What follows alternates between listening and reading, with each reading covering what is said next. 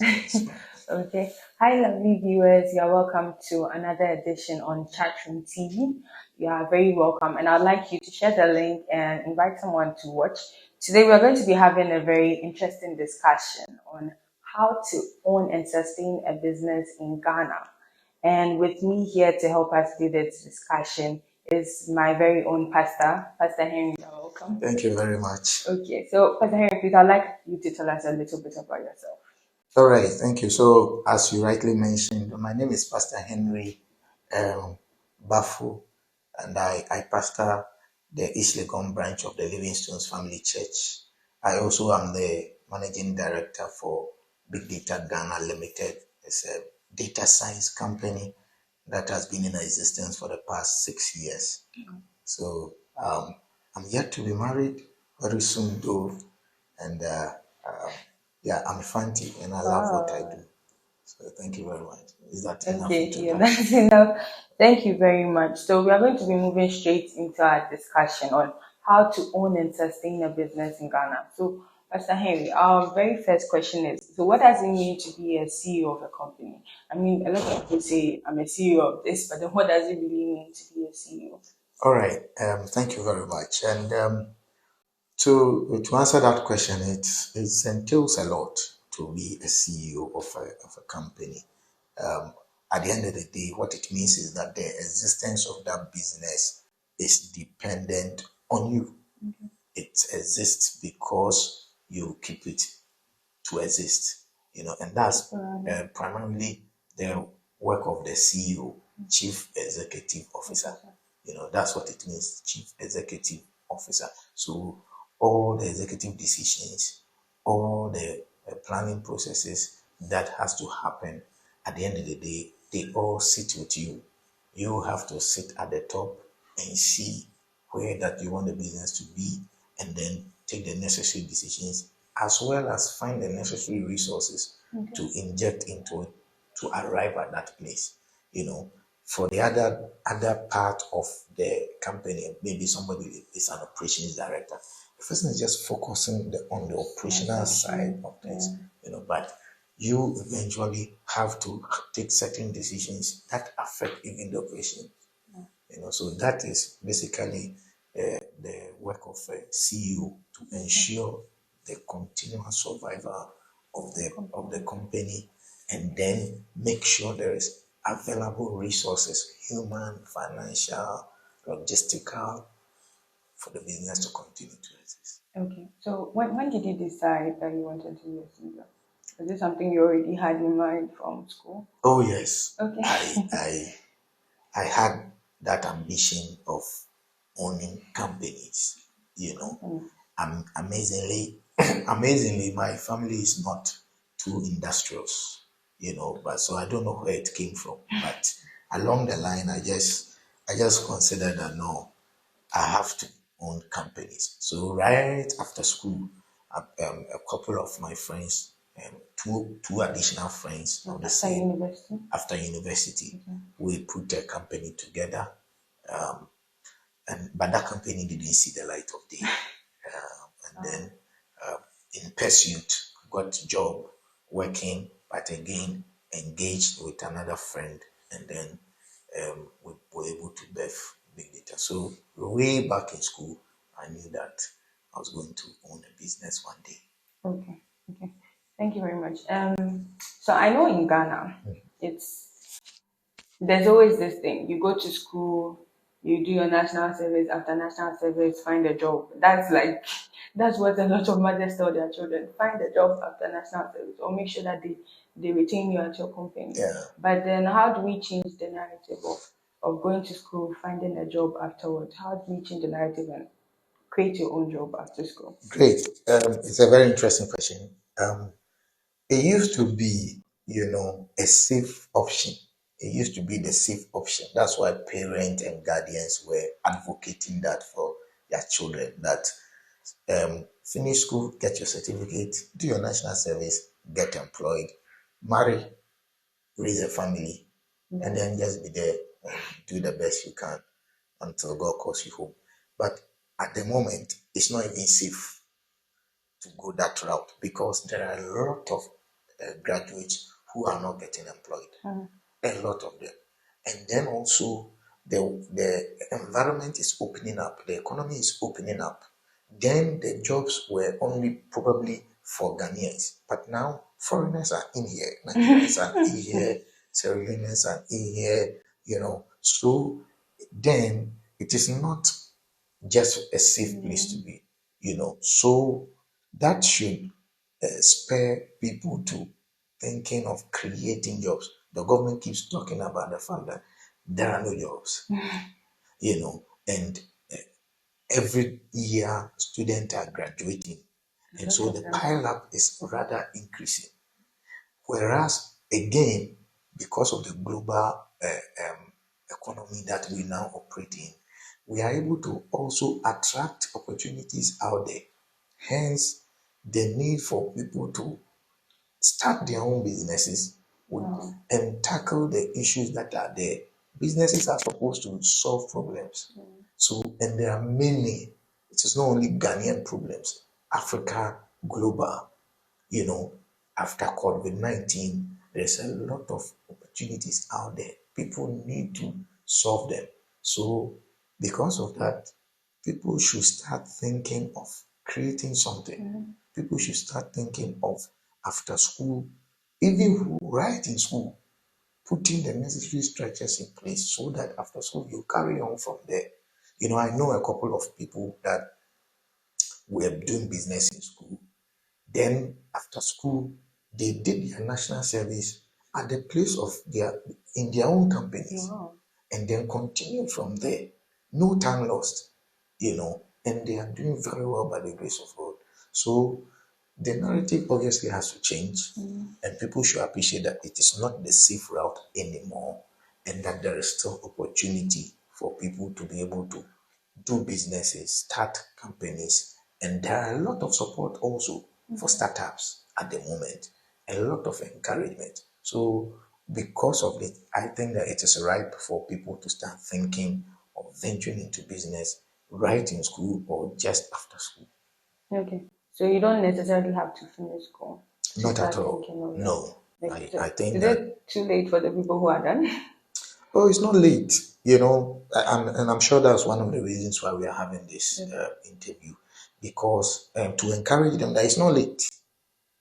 Once you hear and you watch this video and you have that edge, you think that this video is talking to you, just find the necessary information that you need to get started. And like I'm saying, there are a lot of opportunities, there are a lot of resources, a lot of support. Find out where these support are. Maybe you will say, oh, this man is just saying it, there's challenges, but they are there. So begin by searching for all of these relevant resources and then get started. You just have to get started. And it is not late. For those who are in school, it is the best time. It is the best time, and you are able to apportion your time such that it does not disrupt your academics. You will still be able to excel academically and start putting the foundations and the building blocks for your company together. Globally, it happened. I have a friend in Kenya.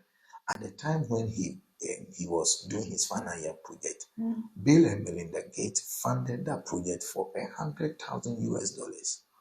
And so, because of that project, Exim Bank Kenya recruited him as a manager even before he had gone for his defense. Wow. Can you imagine? So the people are doing it. We have seen them, they are around us. And so I believe that it is possible. Okay. And that whether they are in school or they are out of school, if you are watching this, you have to start. Oh, okay. Thank you. And you mentioned that after school you started a business. You didn't even do that, and then you went to work for someone before you started your company. And I know a few people who also did that. They started working for someone before they actually started their own business. Should it always be so? Like you have to work for someone? Is it for the experience that you have to work for someone, or you can just right away start your own business? Okay, I mean, the straight answer is that it's not really necessary. However, depending on who this person is, sometimes gaining experience working for other people is good. You know, And some people are not able to get the opportunity to maximize their national service period. Some of the companies, when they go, they don't use them. So they don't get the experience of taking decisions, working in a corporate environment like that. They just see people busy going up and down, and then they send them to go and buy cocoa, achi, go and buy Yeah. newspaper and things. For people like that, it becomes very difficult for them to start on their own. But it is possible, you know. Um, Either ways is dependent upon the individual. The individual can see that, okay, I have no clue in doing this, so I want to gain some experience before then I can start my own. Some also, because of national service and things, they are able to get some experience already and start. Some also say that they need to raise money, they need to raise capital. So because of that, they must work some time and save and then use that to start their business. All those schools of thought are true, they are good, but it depends on the individual. And like I mentioned, if it is about finding money, saving money to start a business, at the moment, there are too many opportunities for startups that you can get some startup injection from all these venture capitalists and all of these investors out there. Once your idea is good, once your product is good, once your service that you are bringing is good, there are people, too many of them, that are willing to invest in you. So if somebody wants to work for the reason of saving money to start the business, then it's not valid. If it is about gaining some experience, yes, depending on The the national service. where the person did their national Okay. service. All right. Thank you very much. Okay. So, being a CEO, I mean, it looks nice from the outside that I'm a CEO of this company, I'm a CEO of that company. But then, is there everyone who's meant to be a CEO? Like, I mean, some people seem like they are better at following than at leading. You need someone to follow, the person can follow very well. But need the same person to lead, and the person will make a mess of the thing you have given to the person. Yeah. So, is there everyone who's meant to be a CEO? Okay, no. The simple answer is no. Okay. Some people are better at following. You give them the instruction to do something, they do it exceptionally well, but they may not by themselves identify the exact thing to do. And it is a skill. Leadership is a skill. You know, there are some people that talk about leaders are born and then leaders are made and all of that, but it's a skill. You should be able to know how to take initiative, and it's not everybody that's able to take initiative. So if you are not like that, it is better that you partner with somebody who can take initiative, who can get up in the morning and say, we are going this direction. Can get up and say, oh, we are going that direction. It is important for the company if there is somebody like that. If there is no person like that, if you are not someone like that, then you have no business being the leader, because then the company will be at a standstill. Where are we going? We don't know. Where are we going tomorrow? Should we invest in this? You don't know. You cannot decide, So I think that it's not for everybody. People can also excel as assistant, as followers, as deputies. They can excel. And, of course, there's a statement that behind every successful man, there's a woman. Behind every successful CEO, there's a team. There's a team. Maybe even the assistant is the one doing the actual work, but it's just that the CEO is able to chart the course. And that person is not able to chart the course, but is able to execute whatever course that the CEO has charted. So I think that not everybody, if you are not meant to be the lead, the CEO, don't force yourself. Don't open a company just because you want to be a CEO. You know, you are opening a company to solve a problem, and you have to put the best thing together to solve a problem. If you know that you are inadequate to direct the affairs of solving this problem, get somebody who you know has that capacity, and don't say that because the business is yours, you must by all means lead, or because the idea came from you, you must by all means lead. No, allow the experts, allow the people with that drive, with that tenacity to chart the course, and then you do your bit and see the success of your business.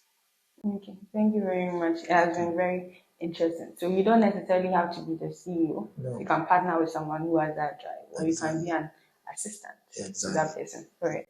So, in your view, what do you think are some of the advantages of being a CEO? Seeing that you have had that experience for about 6 years, Mm. what are some of the advantages you think it has? Okay, okay. Before I answer that, following from our the last conversation, whether everybody should be a leader or a CEO, you know, there is also this desire, for people to be seen, but you don't need to be seen. It's money. Business, when you enter in the business space, it's money. Once the company is making the money, and then people don't know that you are even behind it, it's okay. That's not the reason. The objective is not for people to know that you are behind it. And there are many businesses, people don't know which people are behind it. Sure. You understand? Maybe they know a face that, oh, this is the face when you mention MTN, when you mention this, it's a face behind. But the actual people who are, they don't know. And that's fine. So I just felt to add that Okay. bit to it. Now, the advantages of being a CEO, of course, and there are advantages without a doubt, because you can see your dream being actualized, being implemented, and that is satisfying enough. Beyond that, also, you control time. you know you dictate the pace. You can decide to work night, you can decide to work at night, during the day when everybody is asleep, you are working and all of that. You handle and manage time. Some Okay. people think that, oh, I would want to be a CEO so that I can have a lot of time for myself, and because of that they are not able to build any successful businesses. Yeah. The truth is that if you are a CEO, you work even the more. Yeah. You spend a lot of all your thinking, all your dreams, all your dreamings that you are dreaming is So your about the money. company, you know. But the advantage is also that you decide. We are having this interview because we are able to squeeze in this time. Yeah, flexibility. Assuming if you are working for somebody and the person has given you an assignment or something, it becomes then very difficult Yeah. to find time to do some of these things. And like I mentioned, I'm also a pastor, so um, there are ministry responsibilities that you will need time to. You have to go for retreat, you have to stay late and pray and wake up later in the day and all of that. So all of that is their advantages. Your dream, you see the thing unveiling, and it's fulfilling. You are able to manage resources appropriately, and then also you control time, and which is very critical for a CEO. Of course, and when the business survives and when the business does well, also you are surely going to be rewarded for that. Okay. So these are some benefits. But yeah, the challenges to the added. Yeah. Okay, so with the bit of challenges, what I know, I mean, you mentioned that you are the one supposed to like see to like the daily operations of the company. The company literally rests on you, whether it will survive or not. So, what are some of the challenges that you have faced, like communicating your vision with your workers? Because I know that CEOs really think far, and then they see what nobody is seeing before it's there. So, what are some of the challenges that you have faced, like communicating that vision? I like that question, and some of the allusion that you made, because the truth is that you are seeing something that no one else is seeing, Mhm. and you then have to be an artist to be able to paint it vividly for For the them to be people. able to see what you are seeing beyond, And it's not everybody that is skilled to see that far. That's why it's not everybody that can be a CEO, Yeah. So That is the main challenge with the staff, painting the picture vividly.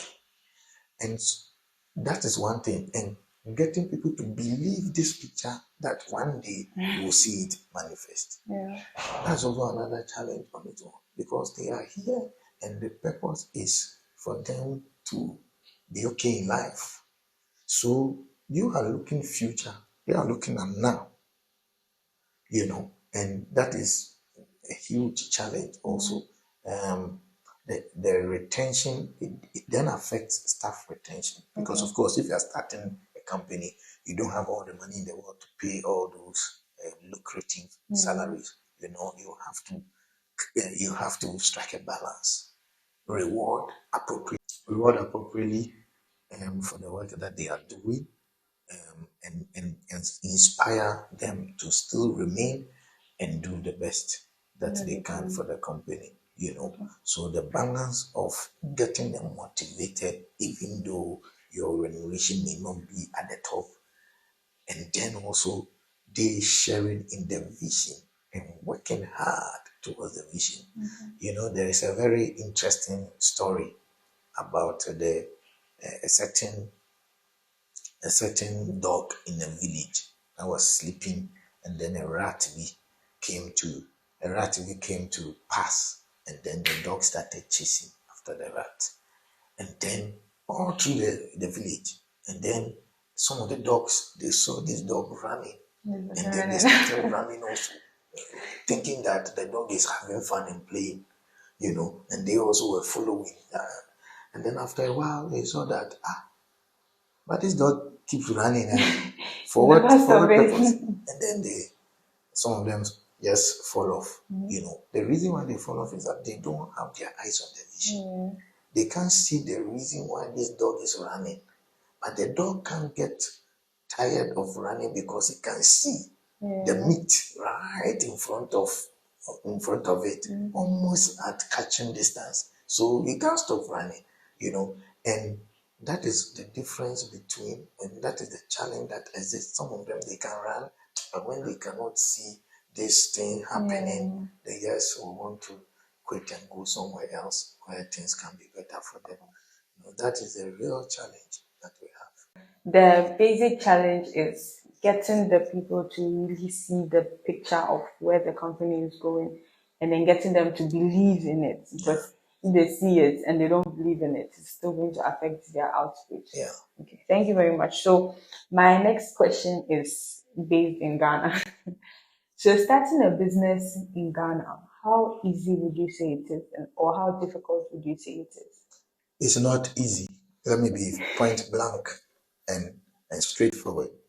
It's not easy to start a business in Ghana. It's a real challenge from registration right through to getting the necessary certifications and all. It's not easy. It's not. For example, just a simple plantain chips business that you want to package it well enough and then put it out some of these mats and things. The requirement that you have to go through, the processes you have to go through to come to the place where these companies or these shops can get your product on their shelves. It's not easy. And plantain chips business does not require anybody to have gone for any sort of formal training. I mean, you see the people who are doing plantain chips selling on the street and all of that. They just, if they just want to venture and put it at the various shell shops, various marts that are around, the process they have to go through. So it's a difficult thing. It's a difficult process, but it is not an impossible process. Starting a business together, you just have to know the truth, and then you will brace yourself. You will not quit. You will not get tired. In some places, you get your business registration certificate in days. Some is even instant in the next 8 hours or so in Africa. But there are in Ghana, you may take weeks and months. Wow. So a lot of companies are operating without registration, having registered. But if you are doing business, you have to start right. You have to do the right thing, you know.